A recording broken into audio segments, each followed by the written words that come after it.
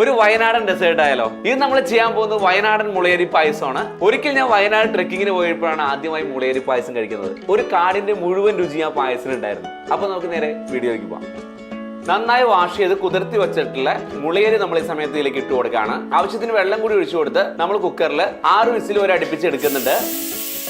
ഉരുളിയിലേക്ക് വെന്ത് വന്നിട്ടുള്ള മുളയരി ഇട്ട് കൊടുത്തു. ഈ മുളയരി വെന്ത് വര സമയം കൊണ്ട് നമുക്ക് ശർക്കര ഒന്ന് മെൽറ്റ് ചെയ്തെടുക്കാം. ഒരു പാനിലേക്ക് അല്പം വെള്ളം ഒഴിച്ചു കൊടുത്തു. അതിലേക്ക് നമ്മൾ ശർക്കര ഇട്ട് കൊടുത്തു. ഈ ഒരു പരുവത്തിൽ ശർക്കര നന്നായിട്ട് കുക്കായിട്ട് വന്നു. ഇത് നമ്മൾ ചേഞ്ച് ചെയ്യാണ്. നമ്മളിത് കുക്കായിട്ട് വന്ന മുളകരിയിലേക്ക് ഒഴിച്ചു കൊടുത്തു. ഇതെല്ലാം ഒരു 10 മിനിറ്റോളം നന്നായിട്ട് മിക്സ് ചെയ്തെടുക്കുന്നുണ്ട്.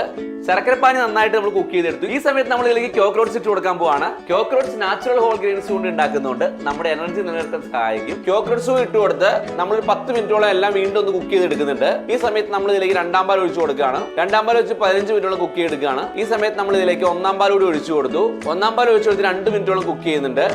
ഈ ഒരു പരുവത്തിൽ നല്ല തിക്കായിട്ട് നമ്മുടെ പായസം കിട്ടി. അല്പം ഏലക്കാപ്പൊടി കൂടി ഇട്ട് കൊടുത്തു. നമ്മൾ ഗാർണിഷിനായിട്ട് നെയ്യിൽ വറുത്ത കാഷ്യൂട്ടും കിസ്മിസും ഇട്ട് കൊടുത്തു. നമ്മുടെ മുളയരി പായസം റെഡി ആയി കഴിഞ്ഞു. ഈ ഓണത്തിന് വളരെ വ്യത്യസ്തമായിട്ട് നമുക്ക് മുളയരി പായസം തയ്യാറാക്കി മാറ്റാം. നമ്മുടെ ക്യോക്രോട്ട്സ് വയനാടൻ മുളയരി പായസം റെഡി ആയി കഴിഞ്ഞു. അപ്പൊ അടുത്ത വിഭവമായി അടുത്ത ജില്ലയിൽ ക്യോക്കറിനൊപ്പം.